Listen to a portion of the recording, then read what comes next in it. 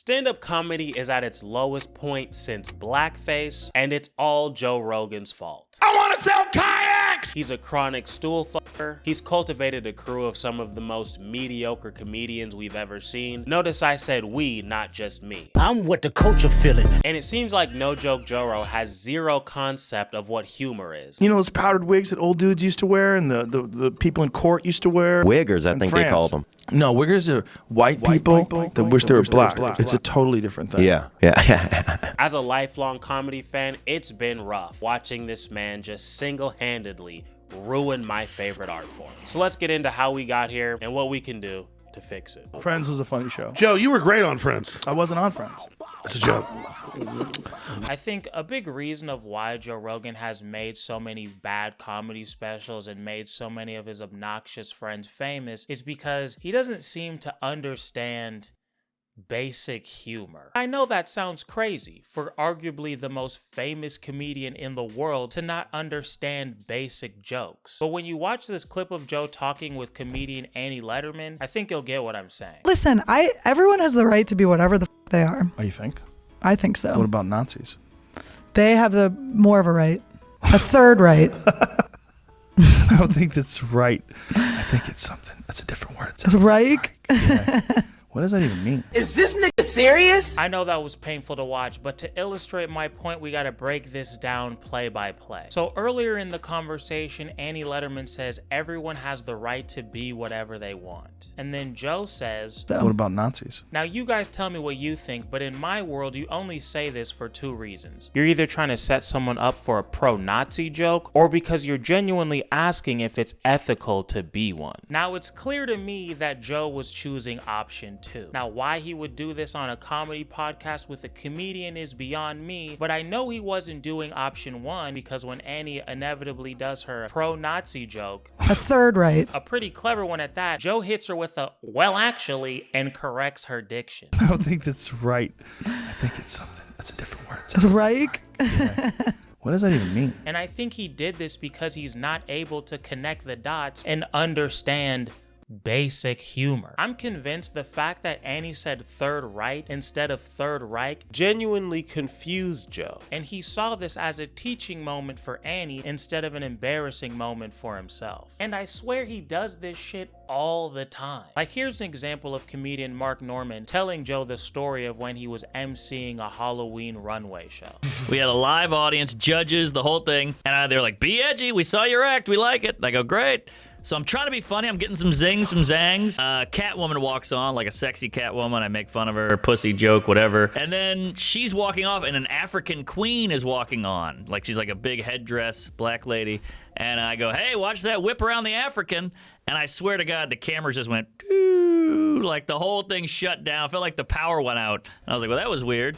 And they fired me right after. We all heard that, right? Mark said, hey, keep that whip away from the African. The vibe totally shifted, and Mark immediately got fired. What do you think Joe's response is gonna be? Wait a minute. If someone's wearing African garb, you Yeah. can't say the African? We all got that, right? African, whip, slavery, like it doesn't take a genius to get there. But once again, Joe Rogan is as lost as can be. And then Mark had to do every comedian's favorite thing, hold Joe's hand and explain the entire joke to him. I mean, this is starting to feel like a clinical issue, my friend, I gotta be honest. I'm convinced that this man is incapable of understanding any joke that doesn't have cuss words or gay undertones. Sometimes not even undertones, sometimes it's just gay. Now you cheering because you want to see me do gay porn? And I'm thinking, right, like, how does somebody become the biggest comedian in the world and the biggest gatekeeper in comedy without the ability to understand basic ass jokes? It's obvious. It's because Joe Rogan never got famous for being funny. Most people know him from either Fear Factor, where he wasn't funny, or his podcast, where he's almost always the least funny person on camera. Unless, of course, Brendan is there. Maybe that's why he has him on so much. Who knows? I wouldn't be surprised. Honestly, and I know I'm gonna sound like a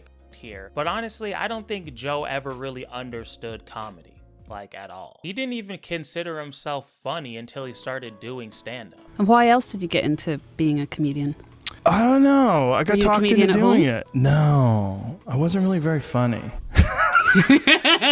He's just a regular guy that kind of fell into stand-up, stayed consistent, and was able to leverage the success of his other projects into a comedy career. And because one, he's convinced that any sort of criticism is just from losers who are jealous of his success. Like comics are some awful narcissists. But you know when you really see that?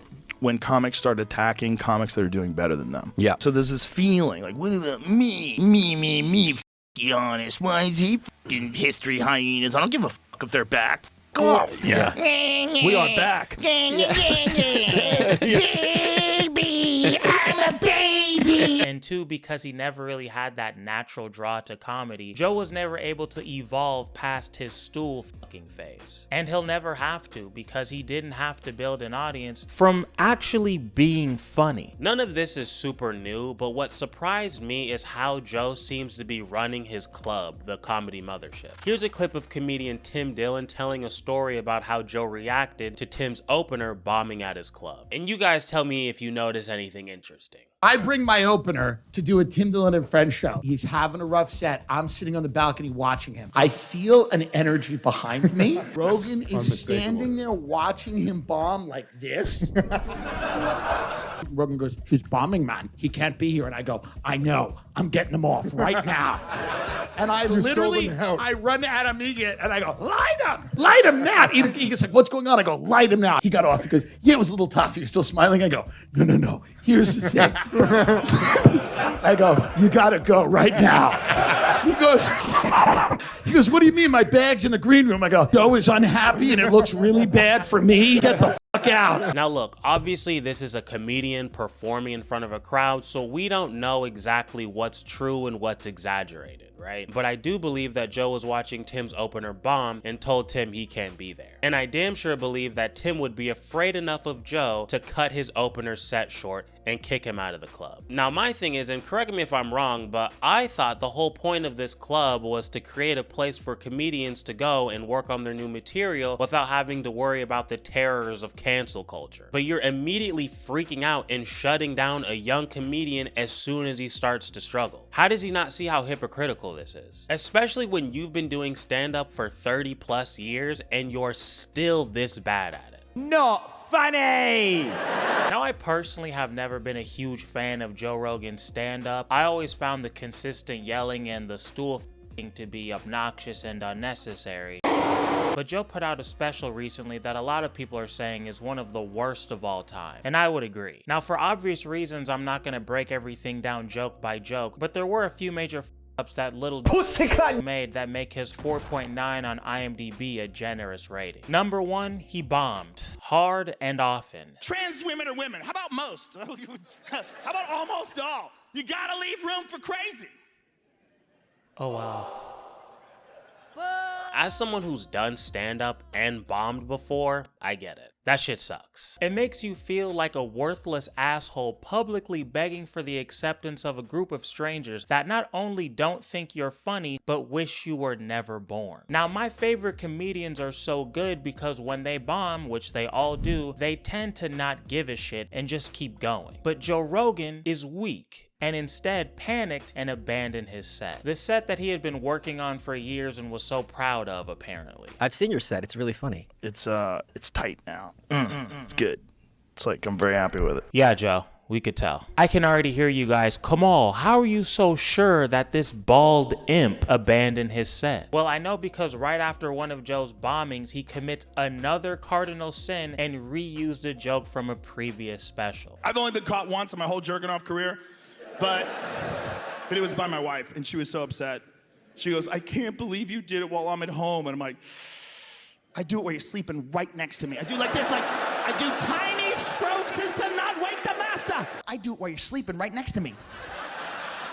Tiny strokes as to not wake the master. Really? This is the guy who's always talking about hard work? It's been 6 years since your last special and you're reusing jokes? Most good comedians, once their special comes out, they don't even reuse that material for shows, and they damn sure wouldn't reuse it for another special. That's like a musician releasing a new album and reusing songs they put out 6 years ago. The only thing worse than reusing jokes from an old special is stealing jokes from another comedian, and it looks like our friend Joe did that too. And not only only did he take a comedian's joke, but he took a joke from Brendan Schaub. Allegedly. I wish I was gay.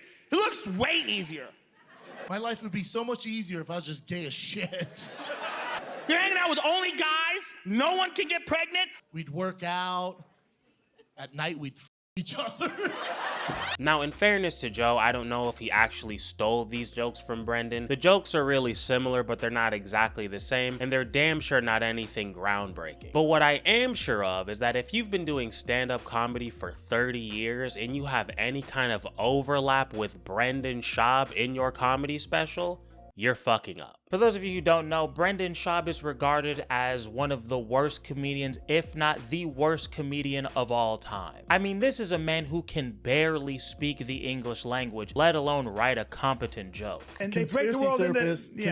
Conspiracy therapists, those guys, everything's a conspiracy. And the special that Joe took this from is Gringo Poppy, the worst stand-up special of all time. Honestly, calling it a stand-up special is disrespectful. It's Mexican cookie. What are you talking about?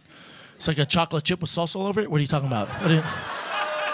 It's a YouTube video. Let's call it what it actually is, a shitty YouTube video. There are dozens of videos on this website talking about how shitty that YouTube video is. So the fact that Joe Rogan, the man whose biggest moment in comedy was attacking Carlos Mencia for stealing jokes, was caught stealing jokes from Gringo Poppy, really shows not only where Joe's at in comedy, but in life.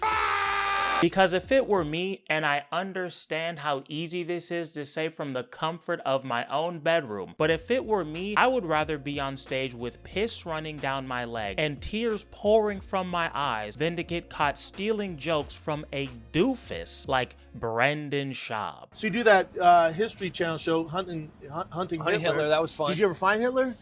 Yeah, so he died. There's no way in hell I'm going out like that. 30 years of comedy and I'm stealing from somebody who can't even speak English? Fuck no. I would rather die. I was thinking a lot about how Joe got to such a dark place, and I think the channel Comedy Enforcement has a theory that makes perfect sense. Since Joe's purchase of his new club, the Comedy Mothership, he's probably only been doing stand-up there, where 99% of the people there would be willing to sacrifice a small Mexican child just to be in the presence of their favorite closeted primate. I'd like to feel a dick inside me. So he's not gonna know how good his jokes actually are until he gets in front of a crowd of regular human beings. People who don't breathe through their mouth and can read and write, and aren't waiting for months at a time to see Tony Hinchcliffe talk about how awesome and definitely not gay he is. I'm a gay My guess is by the time Joe got in front of those regular people, it was too late. He was already recording his special live, and he found out in real time that his jokes are ass, and he pivoted. And normally, even if you're only practicing in front of your diehard friends, you'd have at least one more thing to stop you from a humiliation like this. Your comedian friends. People that can pull you to the side and say, hey man, these jokes are objectively bad. Only the people stupid enough to continue to watch your dog shit podcast in 2025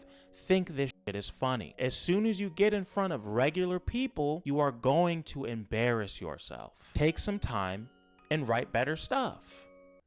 Or, you know, they could say it in a nice way or whatever, but you get what I'm saying. But unfortunately, most of Joe's friends are total cowards. These are people who will not only swallow whatever it takes for a chance to get on his podcast, but are also some of the worst comedians of this generation. Give me that milk, won't you cut? Well, that was disturbing to see, but you know what's virtuous and true? Having a great wallet. Now, for those of you guys who know me, you know I'm not one to spend money on things. I mean, I've been wearing these same 5 t-shirts throughout every single one of my videos, but when I find a good deal, I take advantage. And this Extra Wallet Pro is a great deal, especially now. Out of the gate, it's backed with a lifetime guarantee, so if you get this wallet, you'll never have to buy a wallet again. So in my eyes, it's already way more valuable than anything any of these luxury brands are trying to sell you. Also handcrafted Italian leather, so it feels good in your hands and you're out here looking classy. It's also got this quick little access button, so you can like pop your cards out. Also very cool. Listen to the sound of the craftsmanship.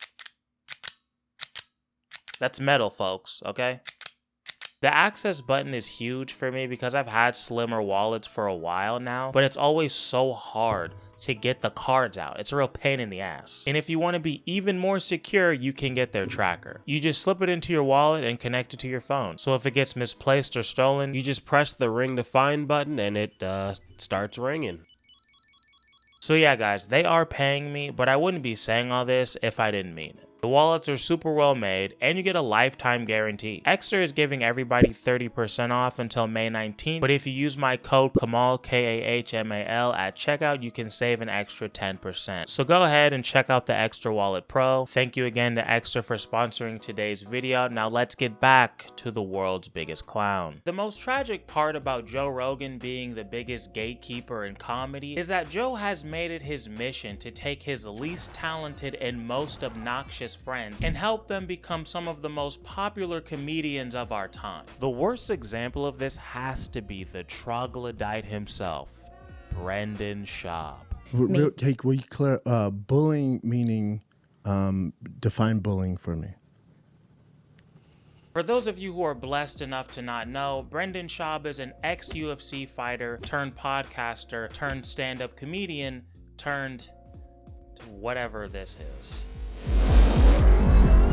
Oh no! Yep, that's me. Brendan's been on Joe's show more than anybody with almost 100 different appearances, and about 2 years ago was easily the most hated man in stand-up. Because not only did Papa Joe hand Brendan his entire comedy career on a silver platter, but because Brendan Schaub is an unfunny, overly sensitive joke thief. I go to Chili's and order fajitas. You know what I'm talking about, you order those fajitas, it's fucking poppin'. You know my favorite food is fajitas. I love fajitas. Do you like fajitas? You ever get those? Yeah, you do, right? They're good. Because it's more than a meal, it's very exciting. When you order a fajita, you order them, and then a couple minutes later, they bring them out, and it is loud. Those fajitas hit the floor, it's all like, what the fuck, come on? Right here, bitch. Right here. Smoke, it's like 4th of July.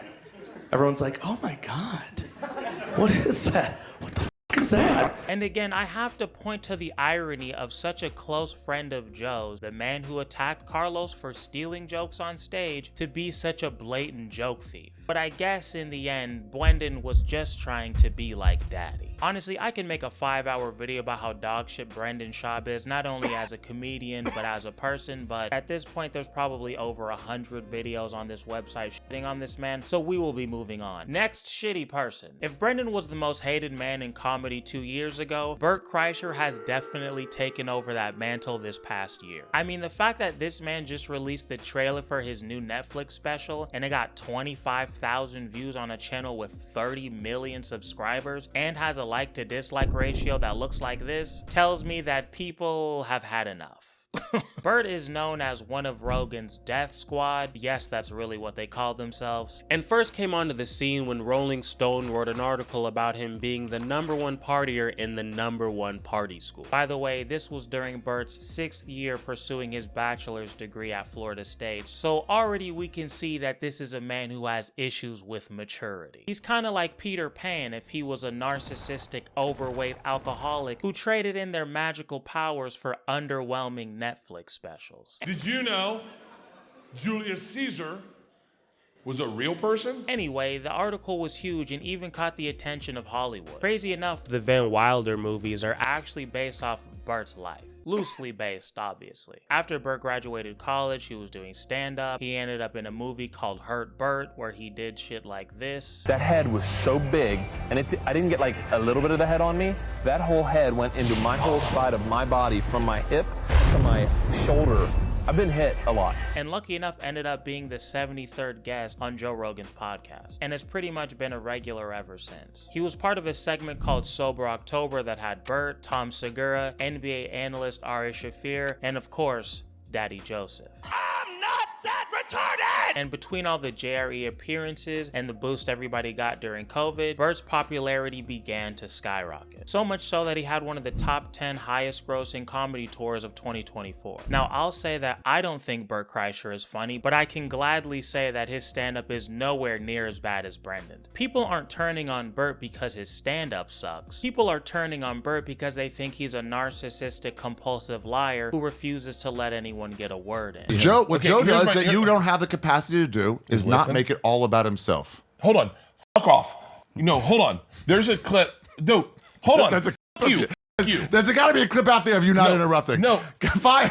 Look that up. I'm not interrupting. I'm having a fucking conversation. That's how conversations work. Agreed. Yeah. Bert seems to be somebody that loves to hear himself talk, but never really has anything interesting to say. And if he is saying something interesting, 9 times out of 10, it's just a BS story that he made up to make himself seem more impressive than he actually is. Like when Bert was on a radio show and made up a bullshit story about him kicking out Creed singer Mark Tremonti out of his band. You're in a band. You ever have someone so good, you're like, oh, he's gonna realize how bad I am. Oh, And so, yeah. So I kicked him out, and he was like, I'm the best guy in the band.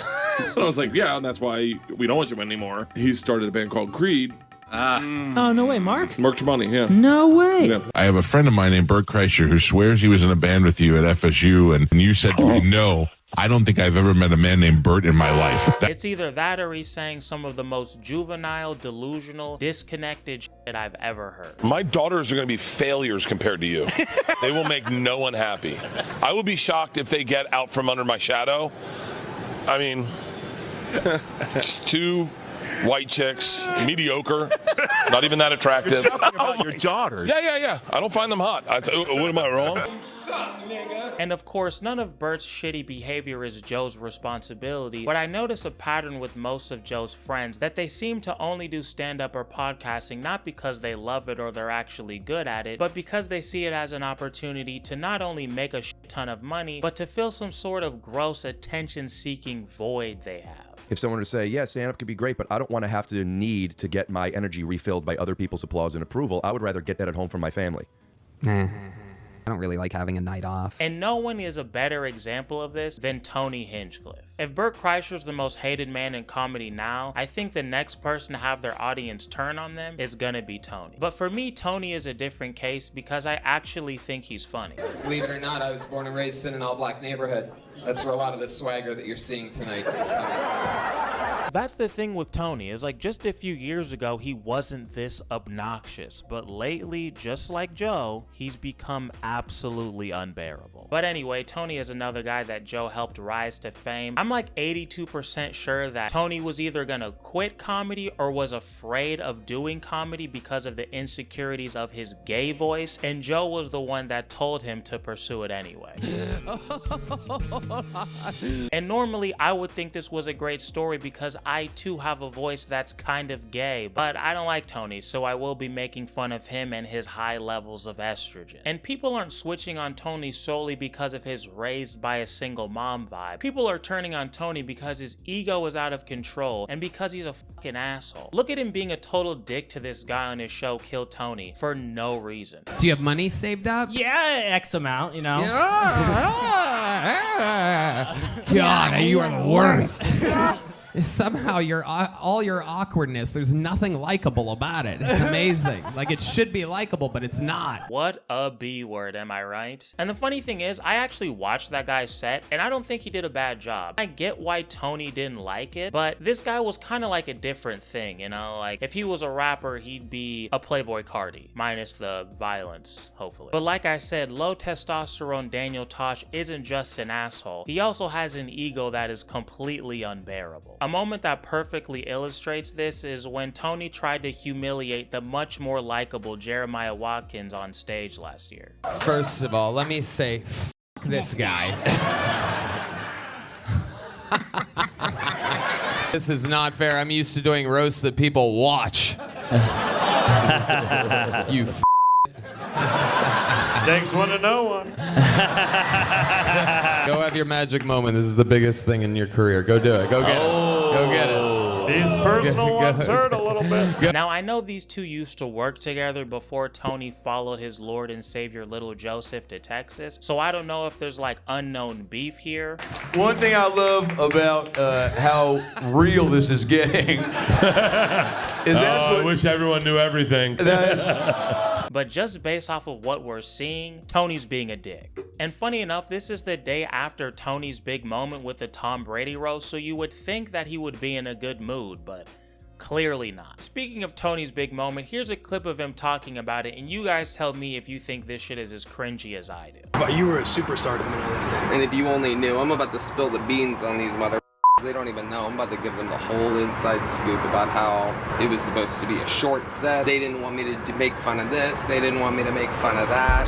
And then we said, okay. And then you just get up there and you just Right. The world, they gave me a chance. You know what I mean? They gave a hungry wolf a chance. I've never seen anybody make cigarettes look so lame in my life. And to see a 40-year-old man say spill the beans with his whole chest is one of the funniest things I've seen in a long time. Also, the comments for this video are objectively hilarious. Here are some of my favorites. The lesbian with the cigarette is super confident. Guarantee Tony was gonna put 2 hands on that straw prior to sipping. And last but not least, the funniest thing about Tony is his ability to keep a straight face when he talks like this. And unfortunately for society, this spill the beans clip was not a one-off. It seems like anytime he's on a podcast, he just can't wait to talk about how awesome he and his show are. My show's 2.5 hours. His show's 60 minutes. The Roast of Tom Brady was the most watched program in Netflix's entire history. The episode of Kill Tony with Shane Gillis as Donald Trump and Adam Ray as Joe Biden, 1.5 billion minutes watched to 2.5 billion minutes watched. Wow. His lack of self-awareness is honestly mind-blowing. But that's the through line I have with Joe and damn near every single one of his friends. They're all top-tier comedians with zero awareness, which I would say is one of the most important parts of being funny. But these are the people Joe chooses to surround himself with. A bunch of obnoxious, egotistical narcissists all trying their best to stay on Rogan's good side for the possibility to get back on his dog shit podcast. Not exactly the best group of people to keep somebody grounded, you know? But unfortunately, it gets even worse because now Joe has established what I call the untouchables. These are people Joe has convinced himself are his friend, people who can no longer be made fun of or criticized. People like RFK. 2 people died. I'm gonna do his voice while you talk if you don't mind. Don't do that. Mark Zuckerberg, Elon Musk, and even Jared Leto. Lookout Mountain. Jared Leto owns that. He lives there now. Doesn't he have a whole cult? Shh. Okay. He's a good guy. Shush, he's a good guy? Like, what kind of bullshit is that? This was insane to me. Mr. Conspiracy Theorist and the biggest gatekeeper in comedy is now so cucked that he's silencing comedians to protect Jared Leto. This Jared Leto. Oh, you with your fingers in your chin beard, what are you sitting on your fucking ass for?